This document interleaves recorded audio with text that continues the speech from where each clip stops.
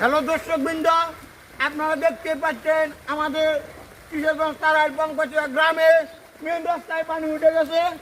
এখন এই জায়গায় সরকার থেকে 670 কোটি টাকার বাজেট এসেছে শুধু মাছ ছাড়ার জন্য, আর ভাট্টি বাঁধার জন্য 1000 কোটি টাকা বাজেট আইছে। আর এই যে ডাক আমরা অল্প কিছু কোনো মতো শুরু করবো। ফোনে যোগাযোগ হইতেছে পাইটের দক্ষিণ পাড়া রেহান খান উরুপে আসলাম পাগলা, উনি 600 কোটি টাকা ডাক উঠছে। আর হাদিস ভাই আছে, উনি 500 কোটি টাকা। যাই হোক, যে এবারে ডাকিয়ে দেওয়া হবে। আপনারা আসেন, সামনে আসেন, দেখেন মেন রাস্তায় বন্যা, দেখতে পাচ্ছেন মেন রাস্তায় বন্যা হয়ে গেছে। আর আমরা সরকারকে প্রতিদিনটা জানাই মেন রোডে পানি কেন, আমরা ছাদের উপরে পানি থাকতেও পারা। সামনে দেখেন দেখেন একটা দোহানটা দুটো যাইতে কি অবস্থা।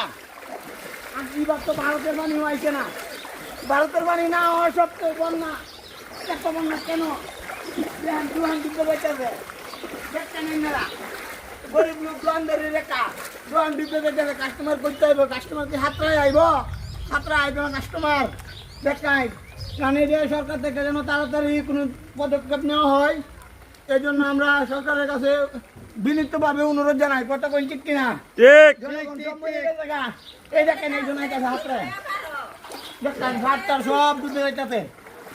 দেখুন দেখেন দেখেন পানির অবস্থা, অন্য পানি হয়ে গেছে।